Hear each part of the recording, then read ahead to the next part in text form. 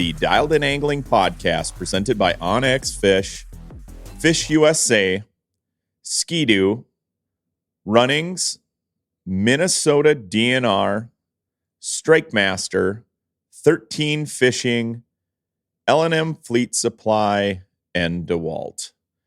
Well, welcome back to the podcast. We're breezing through a season of Dialed In Angling, filming, going to all sorts of different adventures and showcasing, obviously, different bites all across the ice belt. This year alone, I've been to Canada, all over Minnesota, South Dakota, North Dakota. We are currently sitting on the shores of Devil's Lake after filming what I would call an epic episode of Dialed In Angling, another species to kind of check off the list of species that I want to target for the show. We will definitely get into the nuts and bolts of this episode later in the podcast. But before we get into that, I want to talk a little bit about how we got to Devil's Lake, because I think that's an important part of not just the episode, but the story. And the two gentlemen sitting with me right now, Lance, my camera guy, he's been on a few crazy shoots with me, but I think this one's been obviously the wildest when it comes to driving. And then a good friend of mine, Bill Dietz. Bill and I have talked about this trip and this particular Dialed In Angling for quite some time here. And it didn't involve Devil's Lake, I can tell you that. But we'll tell you how we got here and what happened with weather here in a second. I do want to back up just a little bit and talk about, I am on a hot streak when it comes to terrible driving conditions right now. Last week when we drove up to Manitoba, we had crazy conditions where it was an ice storm, and we drove north of Winnipeg and west, and the further we got, the more ice we got, the more rain we got, to the point where I was literally driving with, half of my truck on the shoulder and where the gravel was, the other half on the blacktop, trying to keep it from my trailer swinging into oncoming traffic. I had a few instances where the wind actually gusted and blew my trailer with the snowmobiles into oncoming traffic. I was able to swerve back over and then just drive about 20 miles an hour for hours. I'm talking 4 hours on the highway of doing this. And it was white knuckle the whole ride, but I felt in control, except for when there was a pickup truck with a gentleman coming on a straightaway. And thankfully he was on a straightaway, and he's going, and all of a sudden he just turned sideways right in front of us. So I just crept over as slow as I could, further and further over to the shoulder, to the point where I could see him in his driver's window, or out his driver's window through my windshield. And then he just went right by me along my driver's window and right outside my mirror. And I was looking at him and making eye contact with him within inches of him hitting my vehicle. And he went right past me, and I never looked back. I just looked forward, and I'm not sure what happened to that Canadian gentleman, but he spun out behind me somewhere, and I just kept on going. About, another hour and a half into that, we were finally at our destination, made it. The one thing that never gets told about Dialed In Angling is the drive there.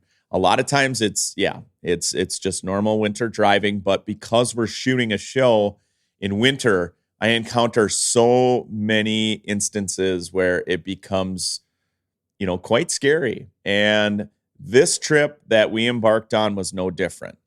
I'll give the backstory quick, and then I want my guests to kind of interject their thoughts. And obviously, we're going to discuss our entire trip. But this Dialed In Angling, this episode, so we're coming off of last week's episode where I had an epic trip.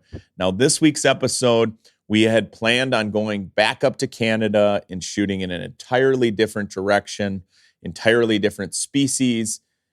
Bill Dietz and I have been talking about it basically since this summer about this trip. And so, I had a huge guide trip on Saturday. We had, the thing with Dialed In Angling too, I try to squeeze Dialed In Angling in between guiding. And so typically we try to leave on a Sunday, and then we film Monday, sometimes Monday or Tuesday we'll have to do some B-roll or get back out there. You just never know what the conditions. But we always try to plan on filming at least 1 or 2 days and then have 2 days of travel. Well, this destination that we wanted to go to was quite a distance. And so we had planned an entire travel day based around just getting there and then get settled in. And hopefully we could shoot one day, maybe shoot the next. But both you and I were really pumped about getting up to this destination and fishing. So we're like, not only did we want to shoot dialed and angling, but personally we wanted to fish this spot. And we'll leave the place and destination unnamed because I do want to go there for dialed and angling in the future. But I will say Saturday we started getting glimpses that the weather might be turning, the wind might be ratcheting up a notch. There was a little bit of snow coming in, not a ton, but enough that could really affect our travels going to this destination. And it wasn't just a little bit of weather coming into, the Brainerd area or Fargo or Grand Forks or even up into Canada. It was like from Canada all the way down. And so we decided that, we would leave at like 3:00 in the morning. And instead of, leaving at the normal time and just driving throughout the daylight hours, we would get up at 2 a.m, be on the road by 3 a.m., meet in Fargo and try to beat this storm, beat the blizzard really, and just the wind. Because we were really focused on that wind forecast. We saw wind forecast of 40 to 50 miles an hour, gust to 60, and blizzard warnings on our phone. And so, listeners out there might think, well, why would you drive in a blizzard? But, the time window that we had was pretty much set in stone that I thought. I mean, it looked really good on our phone that we could beat it. If we got to the border by, let's say, 10 a.m., we were going to be in good shape. That wasn't the case. We did not beat that storm. And I want these guys to tell you a little bit about it. I will say one thing. We didn't beat the storm. We didn't even make it to the border. But I'm thankful at this point that we didn't make it to the border because we were able to pull into a truck stop. And really by the grace of God, I don't know how else to describe it, but at the point where it got so bad and it was such a whiteout where we couldn't see even the white line or anything, we were going 20 miles an hour on I-29. I was worried about a semi coming up behind us. We had guardian angels looking out for us, I can promise you, because it was one of the scariest driving I've ever done in my life, let alone for dialed and angling. And we literally pulled up our phones. And, when you're in the middle of northern North Dakota or northeastern North Dakota, there's not a lot of exits that have gas stations or anything. And you literally pulled it up on your phone. You're like, there's a gas station, there's a love station, there's a truck stop like 2 miles ahead. And this is the point where it got so bad, we couldn't even see the road. And it wasn't just like a little bit of a whiteout coming and going. It was to the point where we couldn't see anything. And I had to have Bill, point out like, hey, you're doing good. I can see the fog line. And then I was looking at the dotted white line. We could not see the blacktop and you couldn't see anything. And we're going 20 miles an hour down I-29, which the speed limit's 80. And so that's what scared me the most was a semi coming up behind us, not seeing my white trailer that we pull the snowmobiles in, and something catastrophic happening, or us going in the ditch on I-29 in an absolute whiteout where people couldn't see us. And I will say the whiteout that happened, it happened instantly. We went from, it was windy and a little bit of snow to visibility at 0 instantly, and it hit us very quickly. Fortunately, we were able to find this truck stop, pull over, and sit there for 20 hours. And thankfully, there was a truck stop that we could pull over for 20 hours. I want to get you guys on the podcast talking about this a little bit. Let's start with Bill. Bill was riding shotgun with me. And, I know that some of this is going to come out in the episode because we filmed some of it. Lance was filming it from the back seat. I was more concerned about just getting off to the next exit. I know when at the point where Bill told me the exit is within a mile, it felt like 20 miles. And so, Bill, with you riding shotgun, I mean, what was going through your head? I don't know how else to describe it. I know that a lot of our listeners are hardy Minnesotans. They're from the Dakotas. They're from Wisconsin. They know what bad winter driving is, and I'm pretty sure all of us have experienced that. I've never personally experienced a whiteout that was that intense. Yeah, well, I think the first takeaway that I think we all learned is that a blizzard warning is truly a blizzard warning, and that applies to everybody. I don't care how brave you are or how good of a driver you are, that you think you are in winter conditions. That is not something to mess with.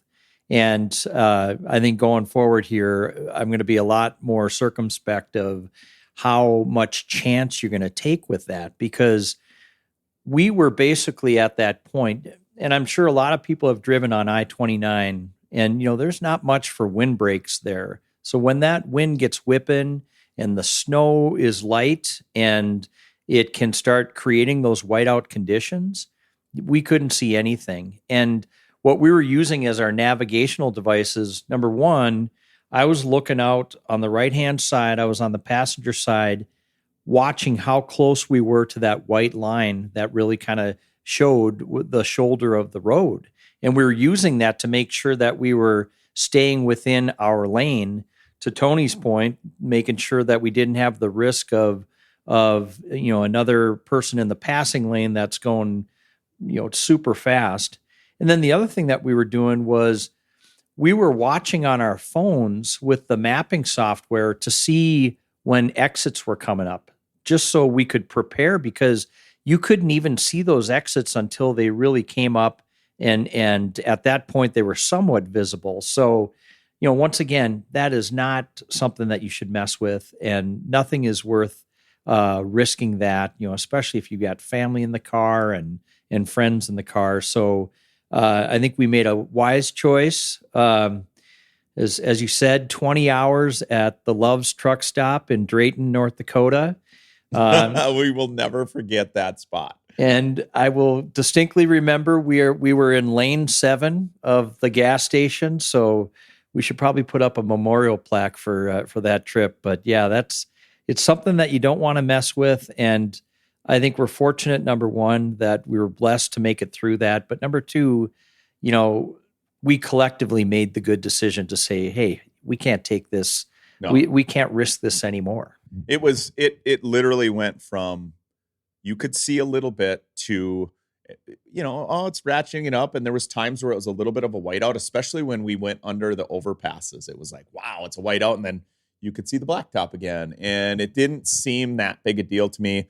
I winter drive all winter. I run a winter guide business I have for 20 years. And so winter driving is no big deal to me.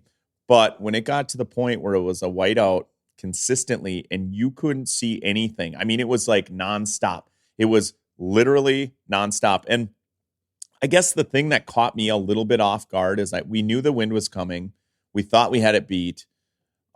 Thankfully, we didn't cross the border, because we would have been in some real desolate country where we were going to fish with no towns and being stuck out in the middle of nowhere, running a vehicle for 20 hours, worrying about running out of gas. I mean, we were fortunate to get stopped where we were, and fortunate for this episode that becomes epic that we'll get into, that, everything works out for a reason. And like you said, at the point in which we stopped, it wasn't like we had a choice. I mean, it wasn't like we could go on any further. And really getting off that exit, when we got up high, you could see again because it's a ground blizzard. But as soon as we dropped over off the overpass, it became very scary once again, because it was a whiteout. We didn't know where the highway was. Now we don't even know where to turn into the truck stop. You can't see it. And I'm worried about a semi or other people getting off of the interstate and not seeing us stopped in the middle of a road trying to find an entrance to a truck stop. And even though we were probably only sitting there for less than a minute, it felt like an hour.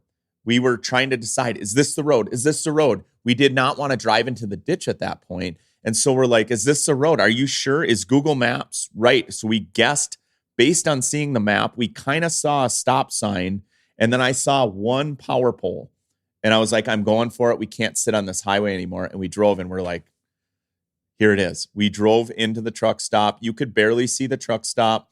When we pulled up the gas pumps all night long for the first, I would say 10 of the 20 hours we sat there, there were times, lots of times, the majority of the times that you could not see the gas station. And we're sitting at a gas pump. You can't see the gas station. It's only 30 yards away from us. I think you almost pulled up to the Taco John's drive-through initially. Yeah. When you were trying to direct, when Bill was trying to direct you, Tony, to where to park. We couldn't see anything. And I think when we realized it afterwards, Bill goes, yeah, we would have pulled in right in the Taco John's drive-through. We would have been parked in front of that. It was nuts. We pulled up to the gas pump and we sat at the gas pump. I thought, well, you know what? If we can't go anywhere, if we're going to have to idle for this long, at least we're at a gas pump. We're underneath the pumps. But we had to time our, that first initial time we ran in the gas station, we had to time out like when we could see it. All of a sudden, okay, I can see the gas station a little bit. We want a time when we can see a little bit to get to the gas station because there was others pulling in. And first of all, we didn't want to get hit by a car. But second of all, we wanted to time it so you could see the direction the gas station was in because the drifts were so high. It was blowing. Lance, from your perspective, when we were driving, I know you were in the back. You were filming a little bit. You've been on tons of different shoots. Lance has been a videographer, photographer for most of your career. And I know you've been on a ton of hunts down in Kansas. You've been all over the country filming, basically. Like, how does that rank on the wild experience or crazy driving experience that you've had over all of the years of shooting, whether it's hunting or fishing or whatever? Well, I think we kind of talked about this in the truck, but I remember vividly only one time that we got stopped, the guy I was filming with, Greg Miller, and we were hunting deer and coming back from a trip, and blizzard hit. We tried all the back roads in Kansas trying to get around it. Interstates were closed. Eventually, we hit a barricade of officers, and they escorted us to the local St. Francis High School, where we spent the night in a gym. We actually ended up having a local come and get us, and that was nice, but that was 21 years ago, and I was just thinking about it as you were talking about it. So that was a long time ago, and the only other time that I can think of, flights and stuff, you're diverted or you wait and blah, blah, blah. But when you're driving, you're stuck. I mean, we were literally stuck with nowhere to go east, north, west, south. Like, we couldn't go anywhere. So from that end, yeah, it was one of those monsters. Now, I wanted to say something, though, not to make you guys look like we were blatant blizzard driving maniacs. You guys knew it was coming. We planned for 4 a.m. We ended up replanning for 3 a.m, just trying to, we were looking at the weather and trying to plan how to beat it, right? Or hoping to beat it. Well, and if people are listening thinking, well, these guys are idiots, you're right. There was almost no snow in the forecast. We just saw big winds, and then it said very light snow. And I would say that there was less than an inch of snow that was associated with that blizzard. But because the wind gusts were so strong and because the wind was so high, it created that ground blizzard. And it happens all the time in the Dakotas. I've personally experienced it before where it's been a ground blizzard. I've driven through it. I've had to pull over. I had one time duck hunting. We came out to Devil's Lake, North Dakota, and there was a ground blizzard. And I was able to kind of push through that before the bad stuff hit and get to safety. I thought our window in the morning was really good. Our timing was really good. When we got to Fargo, it was barely snowing. It wasn't even windy. We kind of gathered all our stuff. We're like, well, looks like we're going to beat it. Between there and Grand Forks, it was pretty clear sailing. It was hardly even snowing. I wouldn't even consider it. It wouldn't even been like if you had to rate it from, 0 to 10, I would have said it was about a 3. I mean, the blacktop was great. Little bit of blowing snow. It wasn't sticking. No, it wasn't sticking to the road. Sticking at all. And I thought, you know what, we're fine. Once we get to the border, because we were talking about beating it and driving out of it. There was a point where when we got into a certain part of Canada, not very far over the border, it was going to end. And the wind wasn't there. They didn't have any snow. And we thought, well, this is gravy. If we can get through, let's say, Grand Forks or up to the border by, 10 o'clock, 10:30, we're going to be great. And we just about made it. I mean, we were 30 miles from the border, but once again, I'm thankful. But to your point, we weren't just blatantly disregarding the weather. We had planned this out, and it just didn't work out. It's weather, and it can change in an instant. And the power of Mother Nature, you don't mess with. And the Dakotas are like Kansas, like you said. Any of those open plains areas, there's nowhere for that wind to stop. It was interesting along the interstate, you guys. Anywhere where there's a little bit of tree belt, wasn't that crazy? All of a sudden, you could see for maybe 100-yard stretch, and then boom, you'd be right back into the whiteout. Anytime I drive up and down I-29 or 94, anytime where I see tree belts from now on, I'm going to know exactly why they were planted there.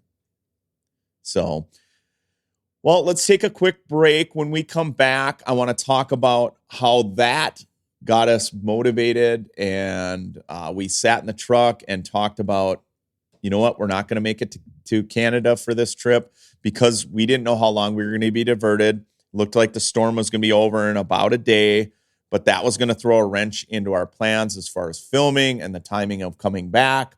And realistically, on the backside, we have some severely cold temperatures. We got winds ratcheting up again. We don't want to get stuck in this same situation. So guess what?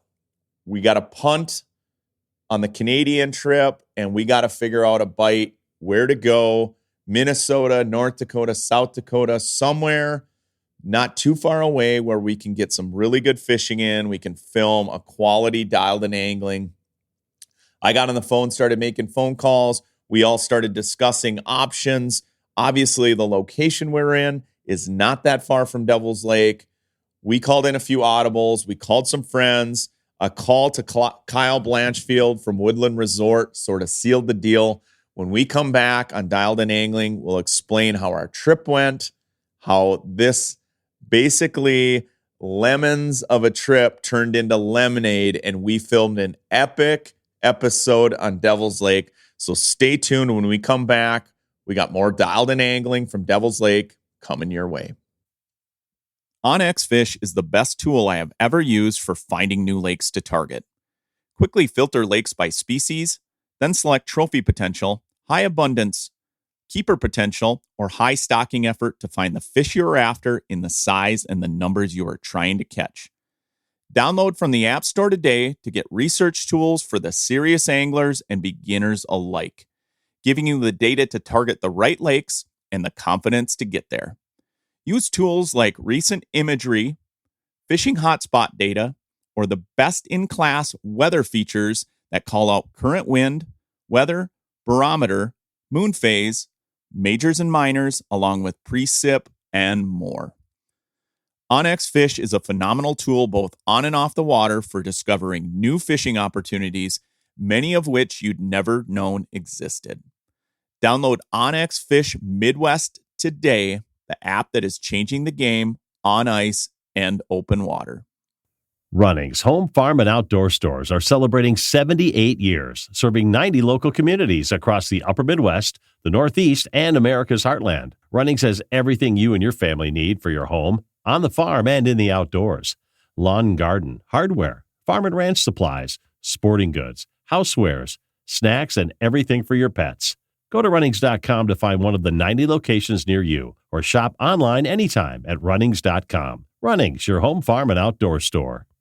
There is nothing quite like Minnesota winter. Whether you want to try ice fishing, ice skating, or ice boating, make sure you know the risks and how to play safe on the ice. Measure ice thickness frequently and never go out alone. Always wear a life jacket or float coat and have ice picks readily accessible in case you fall through. Playing on the ice can be fun, but it's never 100% safe. Learn how you could play safe before you go out. Safety is always in season. A message from the Minnesota DNR. Okay, so 20 hours in the vehicle. We've covered that. We didn't cover the fact, though, that once we got to the truck stop, it was a true blessing because there was food there, even horrible quality food it was. Nasty it was. There was a Taco John's. I haven't had Taco John's in like 20 years. I had it for 2 different meals. I probably won't have it for another 20 years. I'm just saying, not ripping on Taco John's at all. It's just sitting in a truck with a couple guys and having Taco John's as your only dining option wasn't the best, but it wasn't the worst thing in the world, right? We could have been in a ditch. We could have been eating, I think we had some sunflower seeds and a few other items. I think we packed. There was actually a few items we had in the cooler for Dialed and Angling where we had lunch stuff, but, probably not the best option, but not the worst. We had football. Lance had his computer, so we watched some football. A little personal hotspot action. Yeah, personal hotspot. It wasn't terrible. We were at a gas pump, so we could get gas at any time. But like I said, we got on the phone. We started making phone calls. I started calling friends. Kind of western Minnesota we looked. We looked in northern Minnesota. We looked in, North Dakota. Devil's Lake kept on coming up in my head. It was ringing in my ear. We talked about it a little bit. As soon as I called Kyle, we called Alex Reslock. We called a few guys from Perch Patrol, and we're like, yeah, I think Devil's Lake's a good option. I love Devil's Lake. I love fishing Devil's Lake. I always have, summer and winter. I like hunting in Devil's Lake. It's just one of those destinations that I love going to. And where we were at, stuck in Dryden, we were only 2 hours from Devil's Lake, so it was a good option, and it turned out to be a great option. And I think that's where Lance and I were in awe, because it reminded me of those old film clips that you would see where the lady was working at the switchboard and she was plugging in yeah, and it was like, he went to work. Yeah, we probably came up with 5 to 6 spots that we could go to, and with each of those spots, there were 3 contacts that Tony had minimum at each one of those, to where we could get a very in-depth, legitimate report of what was going on there. So, I think Lance and I did what we could to offer up ideas, but when we really had to analyze the opportunities, I think Tony was probably gracious enough to say, hey, what do you guys think about this based upon what we learned from, somebody in that area? So, in the end, it was a collaborative effort, but it was a nice network to lean on. So I think a lot of people, if they listen to this podcast, obviously we get fishing reports from all the guides across the region. They're friends of mine. They're people I know in the fishing industry. I always say anglers network with other anglers, and there's a lot of great people out there that I love networking with, that I love talking to on a daily basis. I have a lot of friends in the fishing industry, and with Dialed and Angling, you have to lean on some of those friends to let you know, if there's certain bites going on, if bites aren't going on. Ice fishing is just a crazy animal because open water, you can pick tons of different destinations and go have a successful trip. Ice fishing, as you know, can be very fickle. You can get on a great bite one day and it's terrible the next. And so it's nice to have friends to lean on and talk to. And you know what? A lot of other guides that I talk to, we talk about how good the bite is, but we also talk about how bad it is, and they can relate. And so we have conversations on the way to the work in the morning. Nothing better in the morning than talking to your buddies, right? I call my friends all the time in the morning, and there's not a lot of friends you can call at 5, 6 o'clock in the morning, except for fishing guides, right? Because they're up doing the same thing. They're packing gear. They're getting gear ready to get out for the day, and it's always early. And so I talk to these guys all the time. So when you have 20 hours in a vehicle and you're not, it was really evident that as the clock was ticking on that we were not going to be able to make our destination, how much it bummed us out that, we were canceling reservations, talking about going to different areas in Canada and the US and all over. And we started calling around, and I want to thank everyone that answered our phone call or texted us back and was like, hey, Tone, the bite's not good here, or we have a blizzard here as well, or whatever it may be. We got lots of answers and we got a lot of honest opinions. You guys heard I had all the guys on speakerphone for the most part. You heard some guys saying, hey, we can't do it. It's bite's not good. Bite's great here. This might work for you. Also, to fill in that slot for dialed in angling, it's like, if you look at season 3 so far, we've shot some really killer walleye episodes. We've shot some unbelievable panfish, some crappie episodes. And so it's like, how do you create something that's unique, or as unique as this Canadian episode was going to be, and not do the same thing that you did in past episodes? And so Devil's Lake kind of kept on chiming in. And then the more we heard from Alex, the more we heard from Perch Patrol guys, the more we heard from Kyle Blanchfield, it was like, okay, this is the direction we're going to go. And we were counting down the minutes. I know there was times I woke up at 1:30 in the morning, 2:30 in the morning, 3 in the morning, and Bill was on his phone checking the North Dakota 511 to see if the interstate was open so we could get on the highway and get going and get some film done. And I know I didn't get a lot of sleep, but I know Bill definitely didn't get much sleep. No one got any sleep. Well, Lance was snoring in the back, Oh, so he's lying. I heard you snoring up front, both of you. So I know you got a little. We too. were exhausted though. Picture that you get up at 3:00 in the morning to make an adventure, and now it's 10:30, 11 o'clock at night. You're still awake at a gas pump.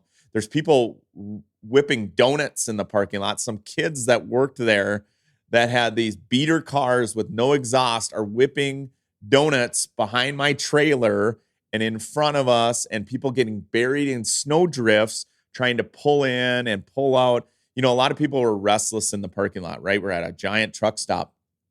Instead of just staying parked, a lot of people wanted to move their vehicles around a little bit. They were plowing the lot, trying to keep people, from getting stuck in the parking lot, because people just were kind of getting restless. And at 1:30 in the morning, I remember hearing cars like revving their engines, and the lights are on at a gas station, and Bill's checking 511. But we made it. Well, I think the other thing too is, when it became pretty prevalent that we were not going to be able to make it to that Canadian destination, that's a pretty massive pivot you have to make, because number one, you packed for that destination. Yes. So you've got the tackle, you've got the rods, you've got the approach. And I think for Lance and me, we were like, okay, this is a pretty big undertaking here, because you take a look at how successful dialed in angling has been week over week to finding a good bite and a good destination. And so, here we've got this massive front that came in with weather that probably impacted the fish.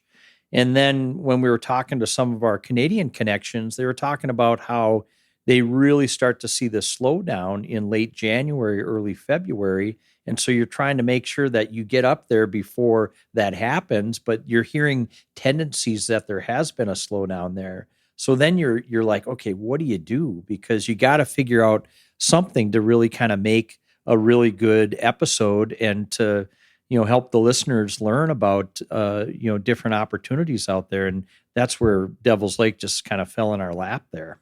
Well, yeah. And like you said, the gear, I was kind of calling around to people and guides and friends I knew and talking through different fishing scenarios for the gear we had, because, I pack gear for dialed in angling.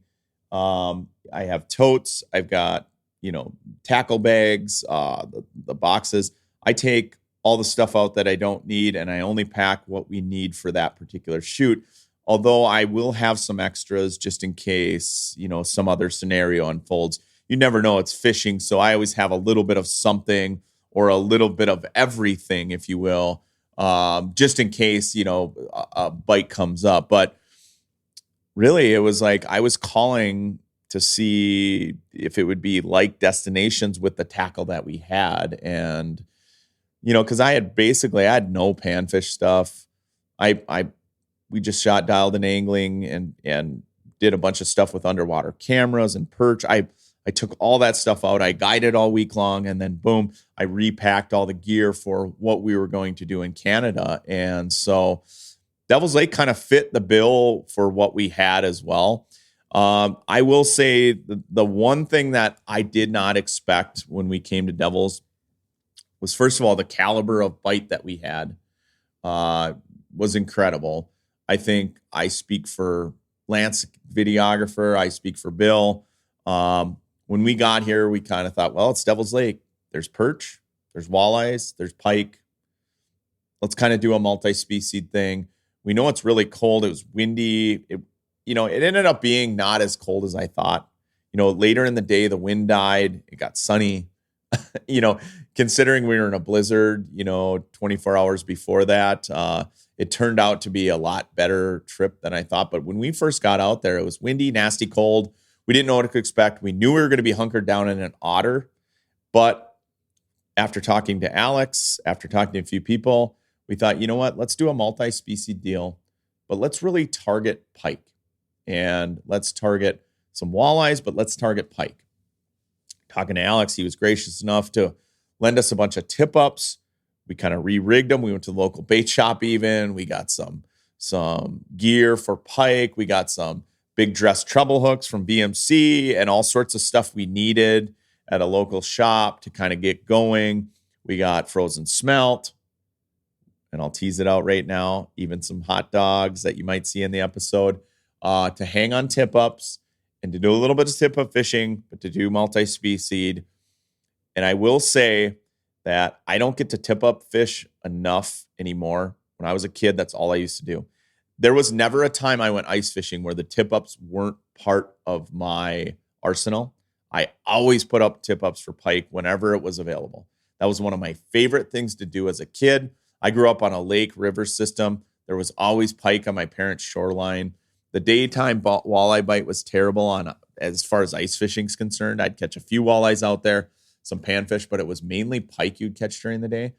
Well, I became so fond of tip-up fishing that even when I got into college, I used to drag my college roommates out to random lakes, and we'd put out tip-ups in weed beds and flats, and we'd fish bluegills, but we always had tip-ups out, to the point there where I remember days that were super nasty.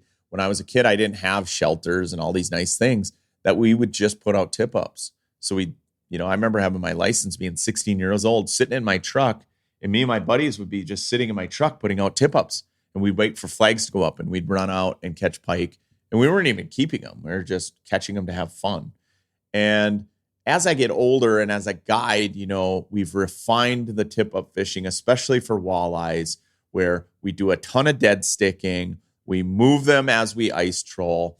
And to be quite frankly, I don't fish a lot of areas except for dialed in angling where there's a ton of pike where I'm putting tip-ups out constantly. I still have a ton of tip-ups. I still enjoy it. But now after filming this dialed in angling, I will be putting out more tip-ups in a lot of different areas, even for filming with dialed in angling, because it was such a fun event. It started out where I was like, oh, there's a flag. Oh, that's cool. That was a decent one. All of a sudden we got another flag. And then it was like flag. And you forget, because Devil's Lake is such a perch walleye destination for people, you forget the quality of pike that are in this lake. I remember catching them out here when I've been duck hunting as a kid. I've caught them when I've been walleye fishing in my boat. There is some really quality pike fishing on Devil's Lake.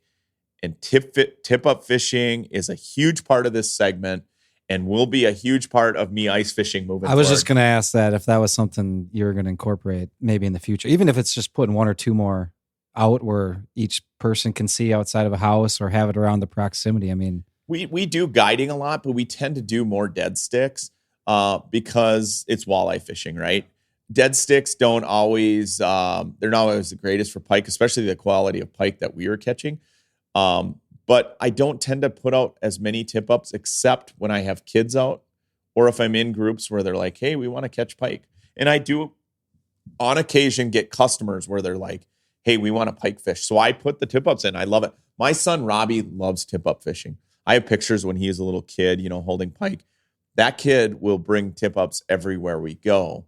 And he would have loved this. I was actually sending him pictures when we were out there. He was loving it. But the amount of flags we got, I mean, we could have just sat in the shelter and not fished and done that, and I would have been totally fine. But we did catch some in the shelter. We caught them in the otter. It was cool. It was super shallow. I don't want to give away any locations or the whole details of the show. It was fairly shallow where we're at. Well, it was extremely shallow. It was under 10 feet of water. But when you catch a pike on a tip up in under 10 feet of water, especially big pike like we were catching in that 30 plus 40-inch caliber fish, multiple 40-inch caliber fish, they have nowhere to go but sideways. It was a blast. I think what was interesting, and that is likely going to come out in the episode, is the fundamental premise of putting a presentation in front of a fish as long as possible is going to generate success. And when I take a look at the network of us three working those tip ups, working the shelter to make sure that we always had a good number of good presentations out there to make sure that generated success. That totally played out today, because I think when you look at that, we always made sure that our tip ups were not icing up. We always made sure that we checked our baits so that if for some reason a bait was knocked off, it was quickly replaced. And so I think when you've got that type of discipline, yes, you can get some great insights from people in regard to what the bite is like and stuff like that, but you really got to have a coordinated effort to make sure that you're going to generate success out there. There's also the whole fact, like you were just talking about, the multi-species thing and trying to find a bite, kind of going back to what you were talking about. What a better way to hedge our bets than to throw 3 lines out, each of you guys on the side, and to be jigging in the house, to see what's going on. I mean, it worked perfect, right? That was probably in your head a little bit, but like the way it ended up playing out, to have as many lines out there and to be doing what we did, like it did play out perfect. So in North Dakota, you can have 4 lines apiece. And so if you're a tip-up angler, this is tip-up paradise, right? And pike in Devil's Lake have always been really widespread because of the timber, because of the shallow water bays. There's optimal spawning habitat. There's tons of current area. And so, it's just one of those destinations that has a ton of pike. But if you ask most people, they would associate Devil's Lake with perch fishing, with walleye fishing, because it's great for all of those species. But the fact that we were running these shorelines, there was timber lines and these shorelines, and these fish are running up and down the edges, and they're aggressive, and you can spread out 4 lines along the way. You're going to catch them. And like Bill said, managing your tip ups has always been key to catching fish. I know anytime I've done like pike trips where we've targeted pike with tip ups and then also jigging and weed beds, I'm constantly moving my tip ups. And one, it'll be like if for example, if you're on a drop off and you're catching some in a particular depth range and other ones aren't firing, then you're going to add more tip ups into those depth ranges. And so you're catching more fish. The other nice thing about moving them is a lot of times pike, I don't want to say they're territorial like muskies, but they kind of use an area. And there's a lot of times where you'll catch the active pike in that area, and then you've got to move down the break. And for this episode, we moved a little bit. We didn't move a ton. We moved our tip ups kind of in and out a little bit, but we kept them fresh. We kept them from freezing in. There was times where if they got a little bit frozen, where they weren't quite sealed down because we were using some insulated tip ups. It was really cold, really windy. Those insulated tip ups, you got to kind of suction them down in the slush. Once you've caught a few fish and the ice starts to build up, it's time to drill holes, stay active, and you'll catch more fish. Because if those things ice up, we saw it, where all of a sudden a pike comes up, rips off the bait. Sometimes it doesn't even trigger the flag, and so now you're just sitting there with a hook in the water with nothing on it. Yeah, absolutely. I mean, we saw that on a number of occasions, but once again, because we were constantly checking those and moving them also on basically the travel routes that we had identified there, it was very effective. I would say another thing that I would take away from this trip is how shallow we were able to put tip ups, because I know in the winter months I've caught pike and I've caught walleyes and I've caught bluegills and perch extremely shallow. But it's always my mindset. Once the ice starts getting thick, I start moving out a little bit deeper. And the more and more that I fish shallow, not just for dialed in angling, but for guiding as well, this year I've spent a lot of time fishing shallow. And you realize how many fish are up in 5, 6, 7 feet of water with, the ice has got to be 2 feet thick out there. So you're only talking, maybe 3, 4 feet of water underneath the ice. Those pike have no problem going up in there and biting, and walleyes as well.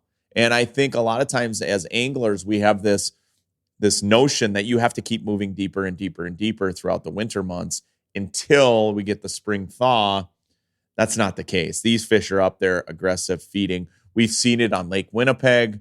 Now we just witnessed it on Devil's Lake. I need to spend more time shallow. Yeah, and I was just going to say, the next 2 weeks, I'm going to distinctly remember this trip because that's how long it's going to take for all these cuts in my hand to heal from grabbing these pike. They're you got to be careful when you're handling them, but it's also a good reminder when you're sitting at your desk on Wednesday morning and you're looking at the cuts in your hand that it was a great trip. Pike are notorious for, that's why I was panicking, because I didn't know if I had my first aid kit. Always in my boat, anytime I do pike trip, I always have a first aid kit in my boat. But for dialed in angling, I try to bring one just in case someone gets a hook in the hand or something happens, you don't know. My wife is always pushing on me, make sure you have the first aid kit. And when one of those pike rolled and that tooth grabbed me, it's like a razor.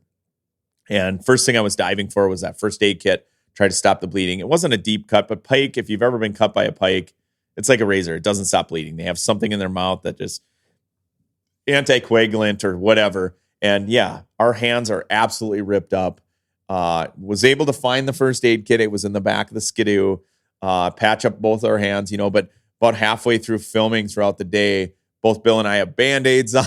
We've got Band-Aids falling off because we're constantly getting wet, but it was flag after flag after flag. And you'll see when you watch this episode how they call them gators for a reason. When you get them in that shallow water, they just roll and roll and roll and roll like a gator. It reminded me of when you watch Swamp People, when they catch them on the chicken and the gators roll and then they shoot them in the back of the head. That was really similar to some of those pike that we caught today. And yes, my hands are absolutely tore up from gill rakes, from teeth, from pulling the hooks out. And then, of course, you add on top of that how cold our hands were and freezing from all the I had to tip-ups. wipe frozen blood off your camera lens. That's right. Yeah, my phone. phone. I handed Lance my phone to take a picture of one of the big pike, and he's like, you're going to have to wipe the blood off the face of this phone before I can take a picture. The other thing I'll note is I definitely hit my 10,000 steps today, running to those far tip ups. And the other thing I noticed was I'm definitely not as flexible as I was 10 years ago. Sliding into a tip up. I remember as a kid, if you had glare ice, we'd slide, do a belly slide, like you're sliding into home plate, and you'd grab the tip up. I'm definitely not doing that anymore. And I'm sure on Dialed in Angling, they'll be like, I hope they don't use all the running shots, because some of those far flags, both Bill and I are just super winded when we're getting there. We're like, I'd cut halfway. Yeah. I'm Pick like, it up Lance, when we get there. Cut. We're, because with 4 lines, by the time you had your third tip up way out there, that was sort of at the end of our range where we wanted to be for tip ups to begin with. And it always seemed like that furthest tip up was the one to go off first. And I think other tip up anglers can relate. They have the same feelings. That's why the young guys always are the first ones to the tip ups. Man, it was a blast. It was an episode that I will never forget, just from start to finish, from the fact that we got stuck in the storm to the way we caught these fish. Yes, I said it earlier. Hot dogs were the hot bait, and I'm not lying about that. If you've never experienced hot dogs on tip ups, you got to get your butt out to Devil's Lake and experience it. We're going to take a quick break, guys. We're going to get away from this episode.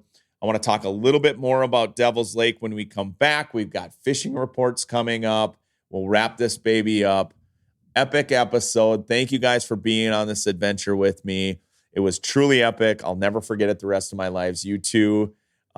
sitting at that truck stop, eating Taco John's and watching football. We will take that to our grave. So, well, if we're fortunate enough to be invited to the next pike shoot that you have, give us like 6 weeks notice so that we can do some aerobic exercise to prep for this, because you got to be in excellent shape in order to. It's the outcome of fishing. Yeah. That's right. All right, we're going to take a quick break. When we come back, we'll have more from Devil's Lake, North Dakota. The cold months are rolling in, but that doesn't mean the adventure slows down. There's only one way to make the most of winter, with the 2026 Ski-Doo lineup. Whether you're heading deep into your favorite fishing spots or carving your own path off the grid, Ski-Doo is built to take you there. And there's a reason Ski-Doo has been the best-selling snowmobile brand for more than 2 decades. Proven, reliable, world-class performance. Winter moves fast. If you want it, get it. It's that time of year again, anglers. Winter is here, and L&M Fleet Supply is ready to make this your best season ever. Head into your favorite L&M Fleet Supply location across northern Minnesota, northern Wisconsin, or Michigan's UP, and browse the extensive collection of DeWalt tools and accessories, all guaranteed tough. Cut through the thickest ice with DeWalt's 20-volt drill. Brighten your setup with the assortment of 20-volt portable LED lights. And stay entertained with the DeWalt Bluetooth 20-volt speaker. It's weather-resistant, rugged, and ready for any adventure. Check out DeWalt's guaranteed tough deals and more at L&M Fleet Supply. Together, they're the perfect match for all your ice fishing needs. Hey, Dialed In Angling fans.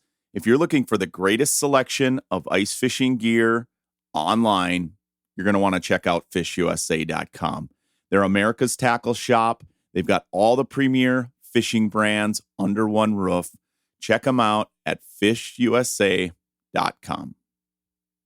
All right, welcome back for this final segment. I've got Alex Reslock sitting next to me. We tracked him down here at Woodland. He just got done guiding with some customers. Alex, first of all, I want to say thank you for the intel. We told a story about sitting in a truck stop, like calling all my buddies. We knew we were going to be going to Canada after 20 hours of sitting in our truck. Started getting on the phone, making phone calls to friends like you. I know you're no stranger to our podcast. You're no stranger to Dialed In Angling. Alex is a guide. He guides all summer, guides all winter. He's a tournament angler, guides for Perch Patrol. He's one of the first person I called, and I said, Alex, we're in a tight spot here. We are stuck in a snowstorm. We're not going to Canada. We got to figure out going a different direction. He jumped right on, and he's like, hey, man, come to Devil's Lake. Call Kyle, get a spot at Woodland. You can get a Devil's Lake episode done. And that's exactly what we did. Alex, welcome to the podcast. Yeah, man, it's great to be here. Hey, I just want to first of all say thanks. Thanks again. I can't tell you how nice it is having friends in the fishing industry that you can rely on. You know, all the time I'm always calling buddies in the morning because I know guides like yourself, you're up early. So we chat on the phone like, hey, man, how's the bite? How are things going? It's great to network with friends. How are things going for you? I know the winter is a grind sometimes. It's day in and day out. You got one day that's great. The next day is slow. Next day is awesome again. The next day blows. The next day it's warm. I can relate. I mean, I've been an ice guide for 25 years. How's the season going for you overall? You know, I mean, as far as the whole season in general, it's been a grind. I mean, but we've had just in the last week, we've had 4 days that have blown over 45 miles an hour. So, I mean, that just throws a monkey wrench into it off the get go. Just as far as moving around and being able to actually track down fish. So a lot of days you're set up where we're setting up. That's where you're sitting for the day. And I'm not find something. I mean, we're bouncing around looking, but I mean, once everyone's in a house all hunkered down, people really don't want to move. So, well, and it's hard. I mean, Devil's Lake, you want to talk about wind blowing on Mille Lacs or Leech or Winnie or wherever I'm guiding, times 10. I can't imagine there's days where you can barely open the truck door, let alone get a shelter set up for customers. So like last week in general, I had 2 guys, and this is my fault. I parked the wrong direction and didn't tell to hold the doors on the side-by-side. Opened the door and the side-by-side sprung the doors on those. So we're sitting there wrenching, trying to get the doors shut. And later that day, I had 2 poles break on the ice house. But I mean, it's blowing 40 miles an hour, gusting to 50. And when it's doing that, and it's just, there's no shack that's going to hold up to that. I mean, it's after all day, but I mean, once we got out there, we're stuck there, and it's like, you know what, we're catching a few fish, we're picking away, and it was actually a decent day fishing somehow in the wind and the weather that was going through there. But yeah, I mean, after we were out there, it's like, yeah, maybe we shouldn't be out on the lake today. I mean, it was one of those ones where it's kind of second guessing your decisions. Well, and there's days too. I've learned this as a guide because I'm like you. I gotta stay on the move. I'm always like thinking of like where I'm gonna go next. And there are times where I've moved off a fish and I should have stayed there. I should have grinded it out. But, you know, the customers weren't catching them as quickly as I thought. So I was like, okay, let's stay on the move. And then you end up coming back to those locations and you're like, we should have stayed there. They would have had a better pail, or they would have had a better outing had I not moved them 100 times. And that's always the thing. Do you stay or do you move? Yeah. I mean, we fish to find fish. I mean, that's one of the, long lost rules. I mean, you never should, but as a guide, you want to do better and better and better. I mean, you want to have a great day, you want everybody to have a good experience, but there's some days where it's sitting in that first spot is your best opportunity to have your best day you possibly could. I mean, I've ruined days myself by just wanting to move. Okay, guys, we're going to go try here. Like, I caught 3 fish here. It's like, you look good, you move there, they don't catch any. Yeah. And they do that 3 times throughout the day. And then all of a sudden, nobody catching any fish. You caught 3 fish there. But for whatever reason, those perch, like, you just had a lucky, you had that pod come through and you caught 3, boom, boom, boom. And then all of a sudden they're gone and they never come back through. But by the end of the day, like, I've made a loop back through and sat where the guys started the day, and you catch 5 or 6 and it's like, okay, whatever, move them there. And they catch 10 the last hour, however it works. And it's tough to say. I mean, well, and perch are the fish that I love to hate. When they're on, and you love them, and you love catching them, you love eating them. I love everything about perch fishing, except for the fact they're notorious roamers. And as a guide, I tell people all the time, like, I would put people on walleye spots 10 times more than I would put them on perch spots. And the reason being is perch moves so much. You know, people ask me, well, where should I go for perch? Some days are like where I fish. Some days they're up in 3 feet of water. Some days they're in 30 feet of water. On Mille Lacs Lake, where I fish right now, where everybody's asking, like, how are the perch fishing? Where do I find the perch? Oh, they're along the transitions. That's easier said than done. The transitions are miles and miles and miles. I know it's no different in Devil's Lake. Sometimes they're in the trees. Sometimes they're in the basin. Sometimes they're over here.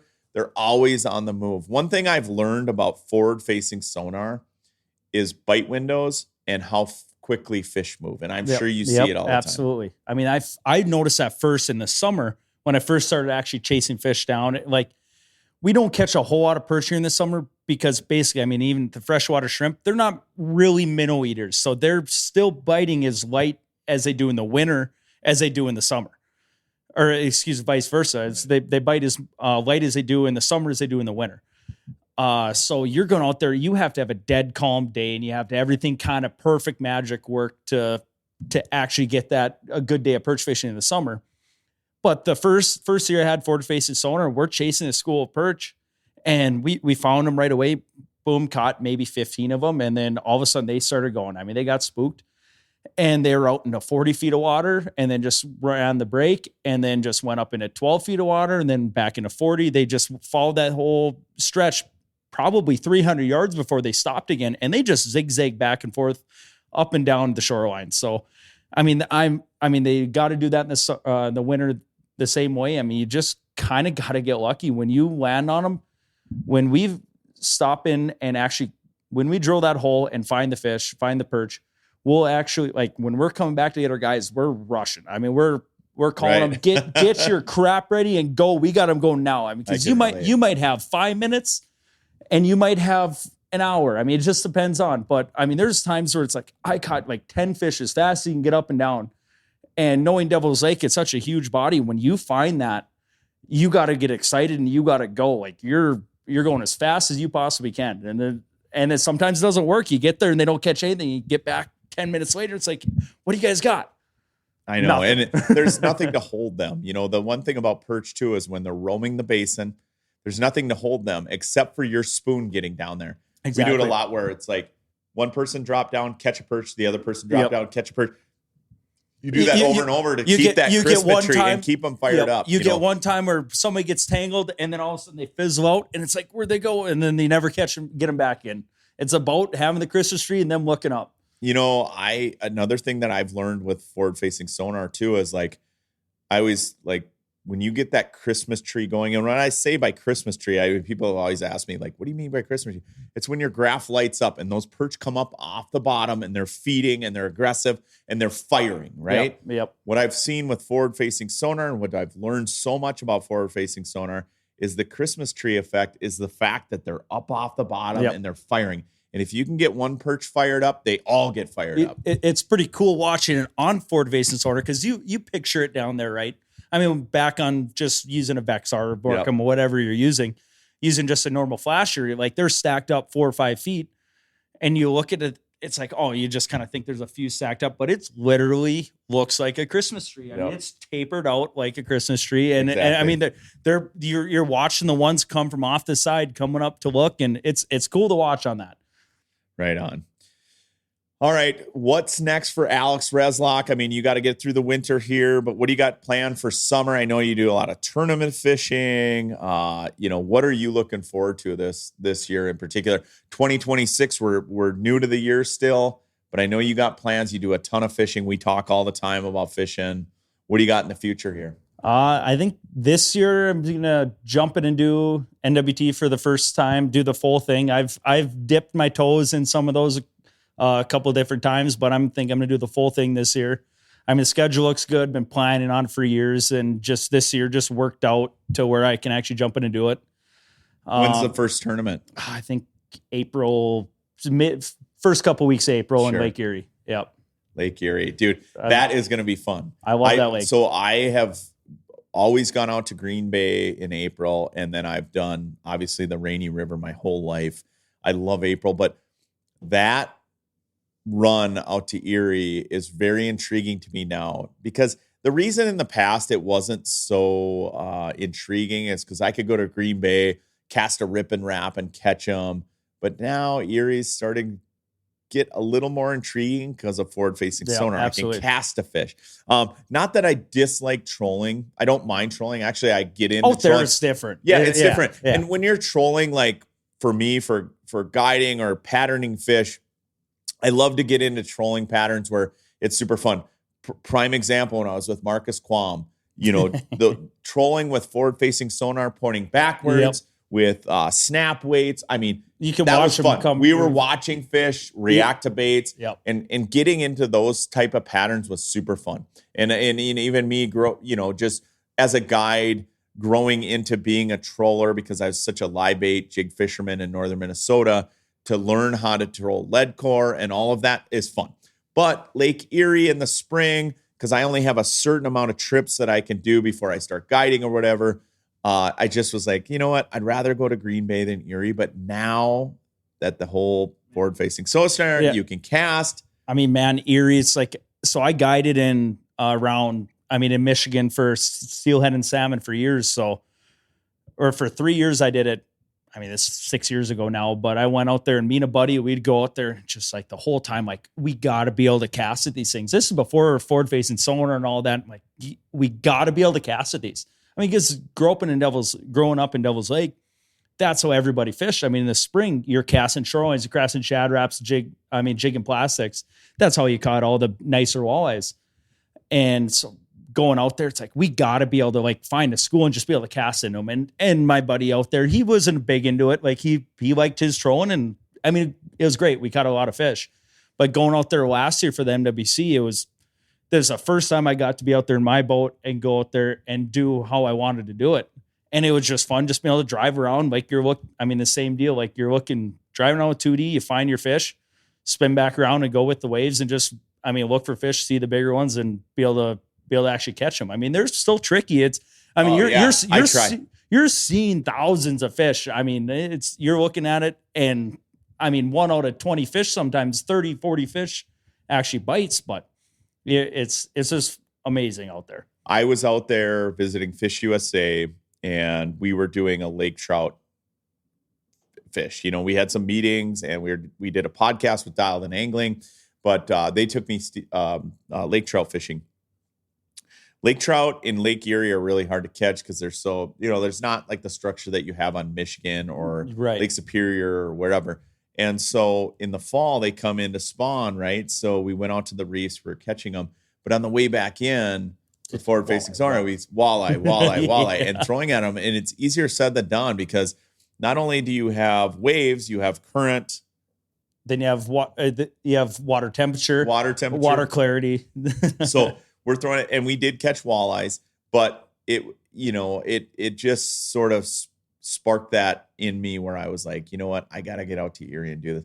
The challenge of being able to cast at the right fish, cast at the right distance, playing the right current, getting your boat position correct because of the wind. Yep.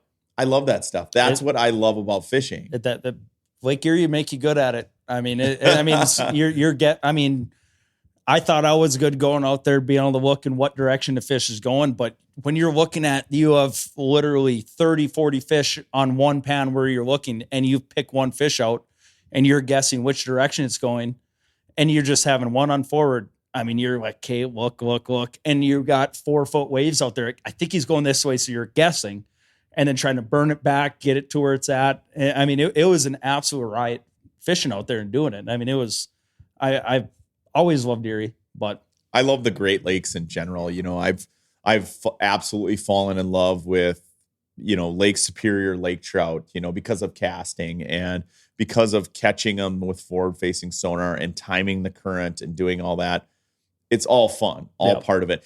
So many people that just bash forward facing sonar don't understand that there's a lot more work that goes into it than meets the eye. It's not that you just cast to them. It's different if you're going out to a Devil's Lake. Say you come to Devil's Lake and they're sitting on a tree, not moving. Yeah, exactly. Whether or you're in Lake Oahe and those fish are cruising at 3 miles an hour through the trees where you got current, wind, waves, and you're trying to. That's the hardest place I've ever done it. The way Dewey does it there is unreal. Absolutely. When I went out with Marcus and we were casting jig wraps at fish that were on the move with the current and it was windy. Oh, super challenging. It's hard.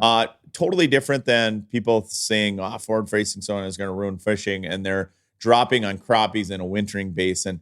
Totally different. Yeah. This is a real challenge and there's an art to it. And there's an art to seeing like you said, which way they're moving, which they're swimming, how to get that bait in front of that fish.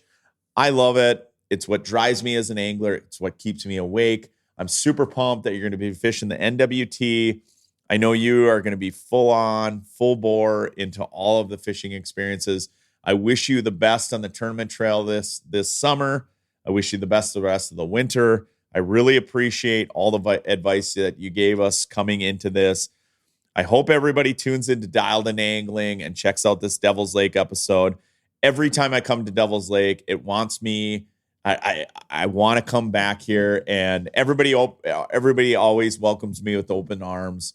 And I love this destination. I've loved it since I've been a kid. I love coming here in the fall, shooting ducks, roosters. I love catching walleyes, catching giant pike like we did on this episode. Everything about Devil's Lake. I love it. It's just so cool.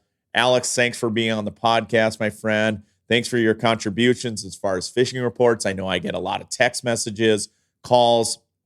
If they're interested in fishing with Alex, if they're interested in fishing with Perch Patrol, how can they get a hold of you? All you have to do is just go to the website, perchpatrol.com, or go to woodlandresort.com, and you can find everything you need to know, all our rates, everything you need to know there.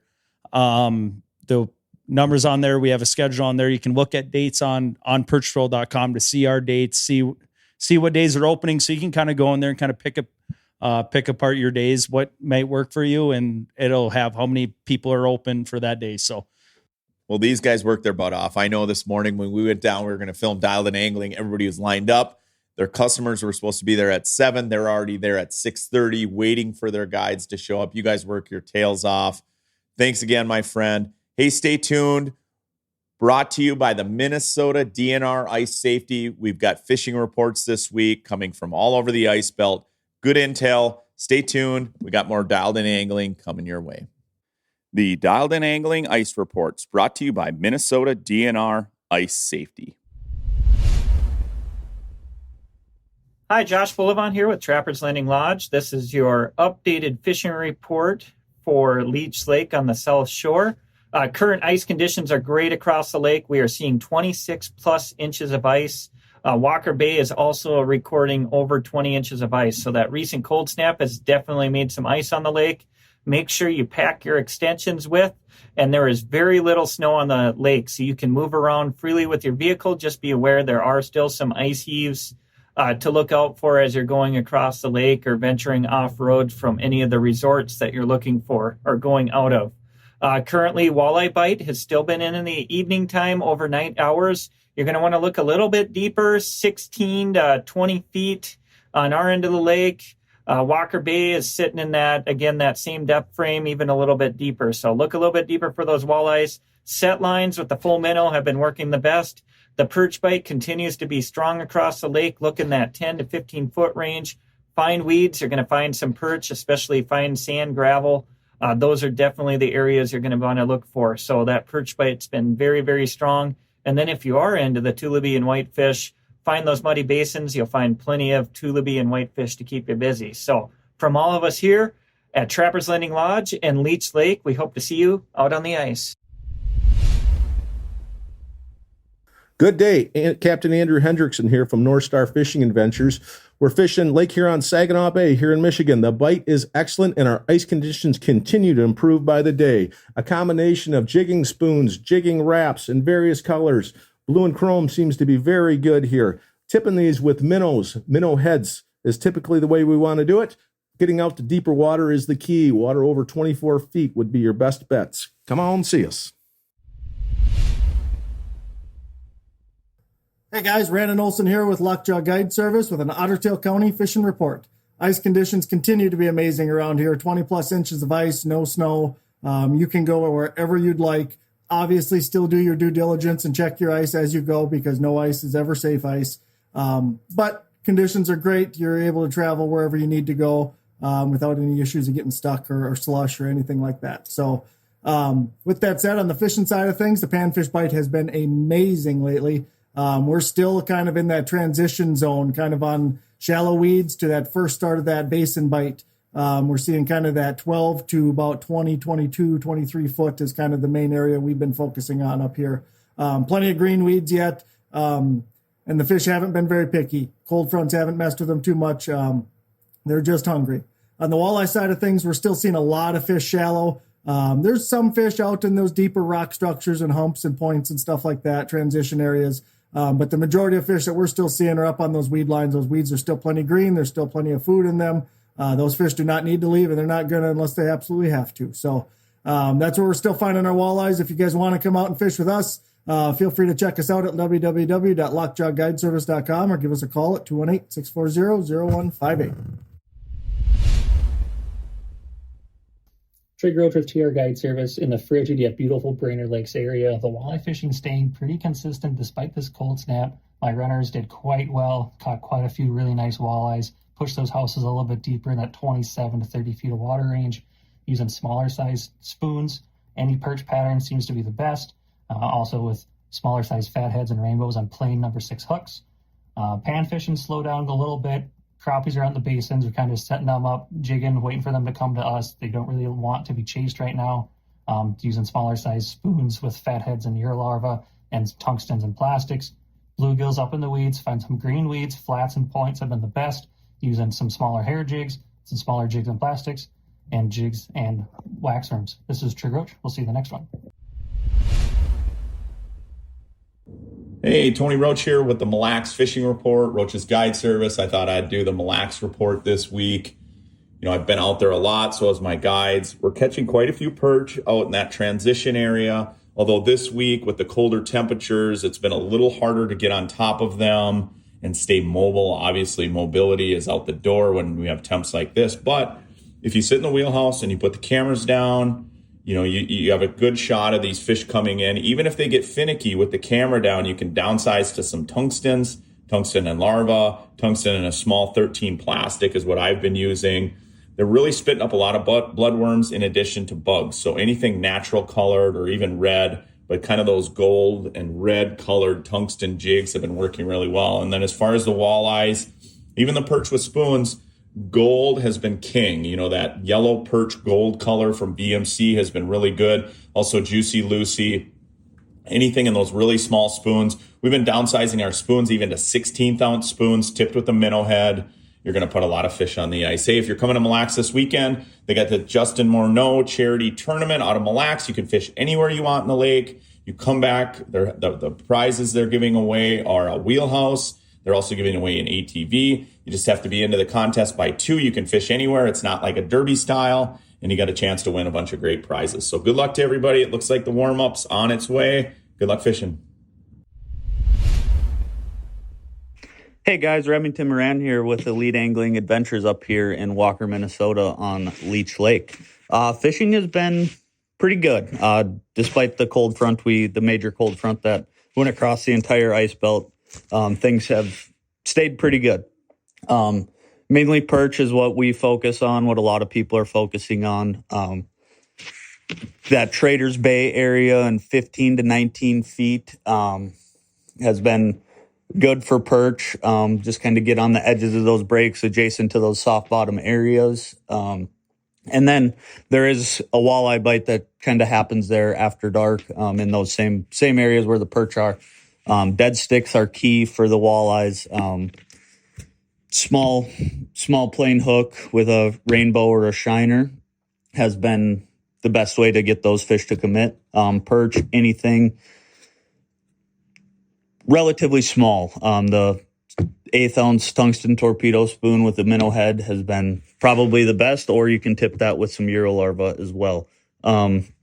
Yeah, there's no snow on the ice, so travel's really good, but I would recommend going out of the resorts in the Traders Bay area. You know, you got Acorn Hill and Brindley's Harbor there. They got a nice road system, and that's a good place to go, as well as Pine Point Resort if you want to go around the Goose Island area.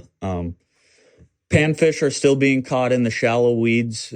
They just won't leave, which is okay. Nice because you're able to release those fish really well. But just mainly low light hours, right before dark into the dark, overnight hours. But that's all I got for you. We're sitting at about 26 inches of ice. So if you're bringing a wheelhouse, bring an extension and have fun, be safe, and we'll see you on the next one. Well, that's a wrap. It was quite the adventure out to North Dakota. I've never experienced being stuck in a blizzard like that and a ground blizzard of that magnitude. The crazy part is there wasn't a ton of snow, but that wind is ferocious, especially out in the prairie states. And man, what a ride. Just thankful to be able to be safe at a truck stop and get out of that whole situation. And then for it to turn around like it did, to go to Devil's Lake and have a crazy good experience catching pike. Once again, hats off to the folks over at Woodland Resort, Kyle Blanchfield in particular, for just taking us in and, opening up, his resort to us and having us stay at a beautiful place. And then, of course, Alex Reslock from Perch Patrol Guide Service. That whole Perch Patrol Guide Service, I highly recommend. If you're heading to the Devil's Lake area, you got to look those guys up. They're the best. They're on the water every single day out there. They're on the ice. They're working together as a team. Fantastic experience. Every time I go to Devil's Lake, North Dakota, I absolutely love it. I've had just awesome experiences out there, not just on ice, but open water as well. So I highly recommend it. So that's a wrap for this week's show. Hopefully you tune in to this week's episode. We catch some monster pike on hot dogs. It's no joke. You got to see it for yourself. It's a Dakota thing, and I am a true believer. So good luck to everybody. Until next week, I'm Tony Roach. Thanks for tuning in to the Dialed In Angling Podcast.